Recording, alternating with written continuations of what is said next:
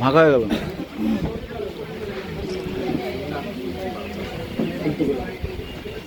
একুশের শুভেচ্ছা, 22-এ এসে সকলকে শুভেচ্ছা।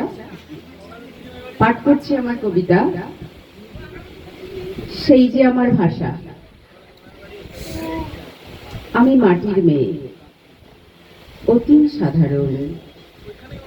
অজ্ঞতা আমাকে আষ্টে পৃষ্ঠে বেঁধে রেখেছে। জানি না ভাষা কাকে বলে, ভাষার কি আছে রূপরস গন্ধ, জানি না তা। ভাষার আসল সংজ্ঞাটাই বা কি, জানি না তাও। অথচ অসহায় বোবা মেয়েটিকে দেখে বিক্ষিপ্ত এলোমেলো শব্দগুলো মাতৃভাষার আঁচল তলে বাধ্য ছেলেটির মতো সুচারু শৃঙ্খলে বসে যায়। নীরবে পড়ে ফেলি সেই মেয়েটির মনের ভাষা।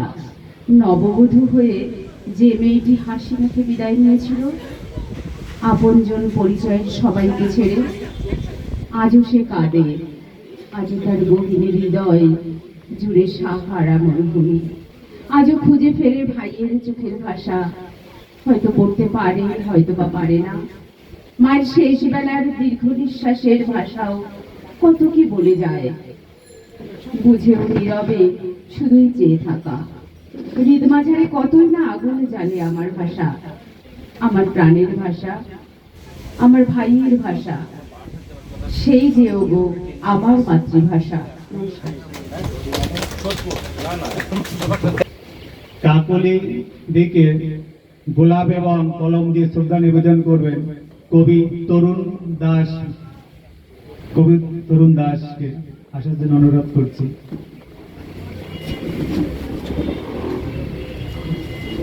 কবি ডাক্তার তরুণ দাস। কি হলো?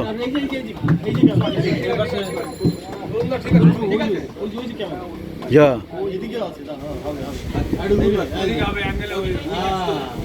কাকুলি টাকা